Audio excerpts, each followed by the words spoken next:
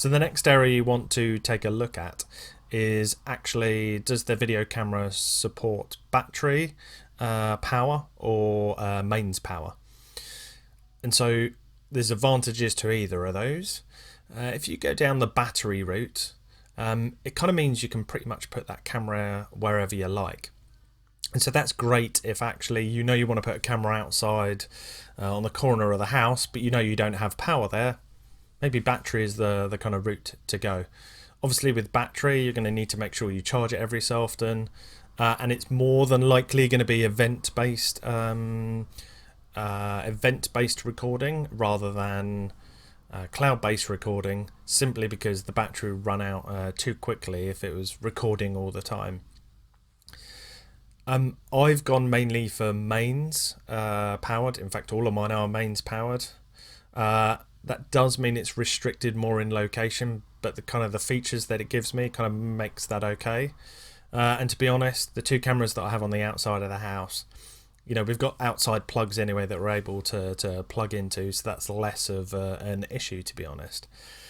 And so when you're thinking about video cameras, think about the placement of them and have a think about whether there is a mains connection nearby that you could plug into.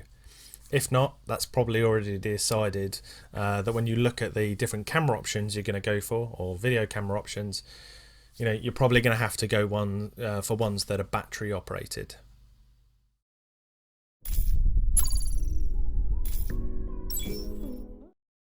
The next area to think about is, does my video camera system need to, or can it integrate into other services? So one of the things I kind of mentioned in that first one of the first videos I did is have a think about what else your device needs to work with. So a video camera can be solely on its own, and that's all good. That's kind of, it's going to deliver on the purpose that it has, right? But actually, would it be useful if this could connect into other stuff in your house? So one example might be something like ifttt.com that we've talked about before. So if this, then that. So wouldn't it be great, or could it be useful, that if actually something is detected in the back garden on the camera, and it's detected it's a person rather than a leaf flying across, because it's cloud connected, so it knows the difference between a person and a leaf. Once it sees that person, could it switch on the lights in the back garden just to kind of startle that person and get them to move on, right? Especially if they're trying to burgle the house.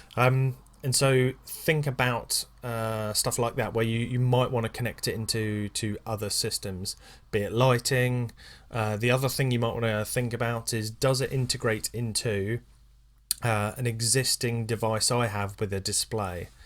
So if you take, for example, either Amazon or Google's voice assistant, a number of them, for example, we have an Echo Show that has a big kind of, I think it's about an 8 or a 5-inch display on the front of it. And actually, it can be really useful when you need to see what's on the video camera, not to have to get your phone out and actually just be able to say, device, I won't say the name because there's just one over there, device or voice assistant, show me the kid's bedroom. And then it kind of shows you the kid's bedroom cam, so you can see whether they're sleeping, or are they moving about, or are they having a nightmare, or whatever it is, right? So have a think about whether you think it would be useful for your solution, your video camera solution that you go for, to connect into other services.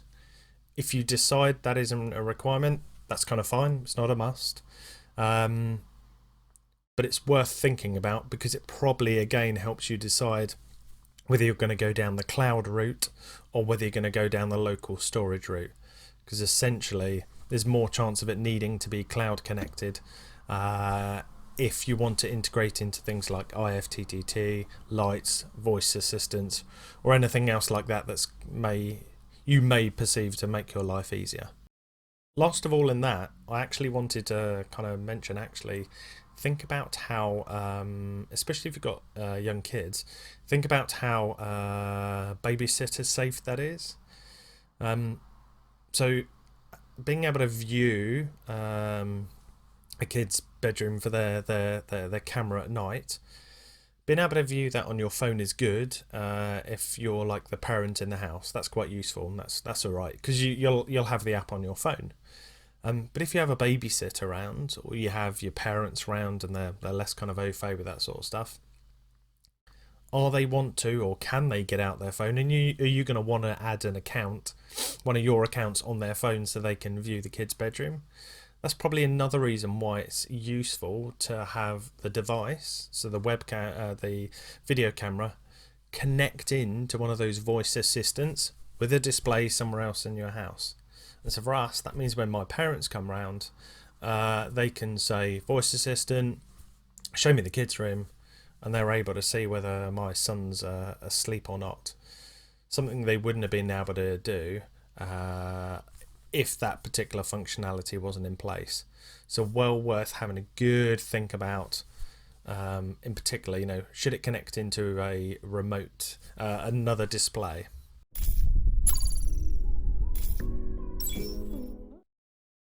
So there's a few other things that I kind of wanted you to consider when you were looking at video camera options.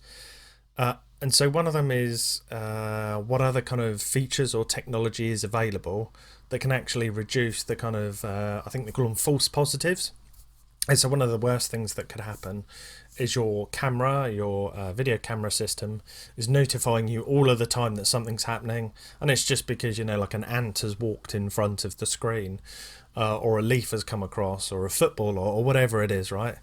And then what happens is, and I've experienced this myself, you eventually go, I can't be arsed, right? I'm not going to look at the camera because it's just like another stick falling down from a tree. And then that kind of means that system's almost become a little bit useless to you because you're not checking it as much as you should be. And maybe you're going to miss something that's important. And so have a look to see what else is available in that video camera solution to kind of take that into account. So for example, on Nest, I have face detection. So it'll only, if I want to, I can only get it, I can ask it to only notify me when it sees a person. So if it's a football or it's my mower, it's going to kind of ignore that and it's not going to notify me. Now it's only going to tell me when there are people walking up to the door. Actually, they've just added something now that is a parcel, and so now it will detect, believe it or not, I haven't tested it too much, so I don't know how good it is yet, but it will detect whether there's a rectangular object, a parcel, by the door, and then notify me that a parcel has been left. I mean, that's pretty amazing, right? The next thing you'd also want to think about is zones. So on Nest and actually on some of the other solutions I've looked at as well, you have this idea of zones. And so zones are areas that you want to ignore and areas that you want to kind of take note of. This is especially useful for something like a front door camera. And so I have a zone that is my path in front of our house and a little bit of a front garden to the side. And then actually what it does is it ignores people or anything else that kind of happens in my neighbour's front garden and the kind of joining path that we have between all of us. The reason for that is I don't want notifications to tell me that my neighbours is coming. I just need to know when somebody enters my path or my garden and be notified about that. So see if you can set up different zones, some that you can ignore, some that you can kind of receive an alert on. The final thing I would say to think about is if you're going down the subscription route, like try and predict how far you think you are going to go with the number of cameras. So a lot of the subscription options, and in fact this new Nest Aware Plus does, is you either go down the route of paying a subscription per camera, or actually at some point you want a subscription per home. And given the number of cameras that we have in our at our house, Nest Aware is now a lot cheaper for me to have the whole home subscription. And so I can now switch on recording for each of my cameras, whereas previously I've had to pick and choose the ones for kind of money purposes to decide which ones I was going to record. And so see whether that subscription that you're going for has the ability to subscribe separately on each device. That might be right at the start, but kind of think, if I go and get lots of cameras, am I going to is this going to become expensive? And if that's the case, you probably want to go down the route of getting a subscription or going for a vendor that has a subscription that covers the whole house. So being part of an ecosystem is another thing that you might want to think about when you look at which video camera you're going to go for. And so, for example, if you take something like Ring, Ring does video cameras.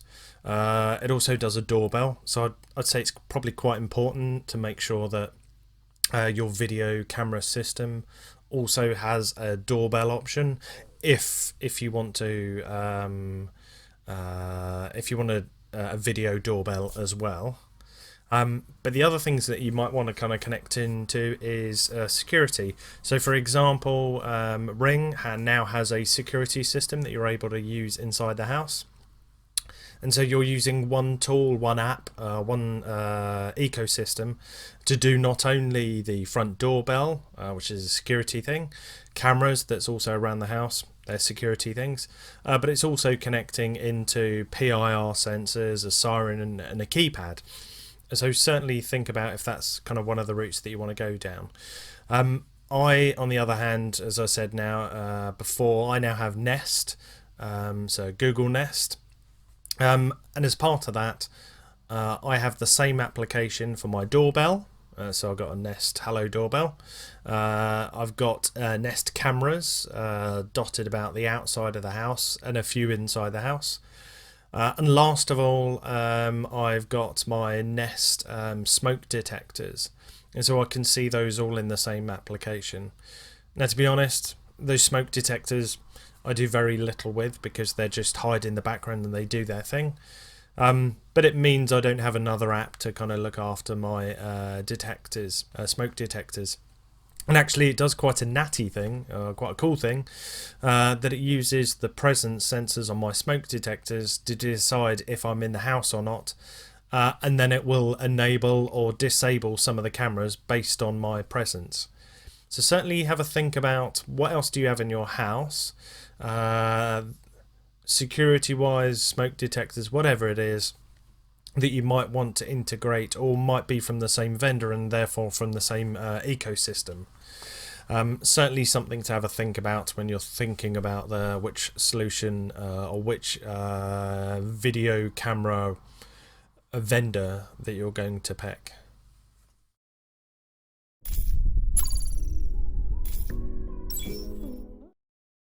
So I hope that's been useful. It's given you some things to think about.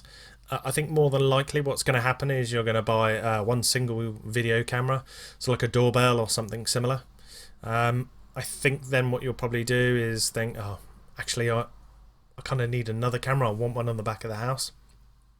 And then perhaps soon after that you're going to find you're going to have quite a lot of cameras either inside or outside the house.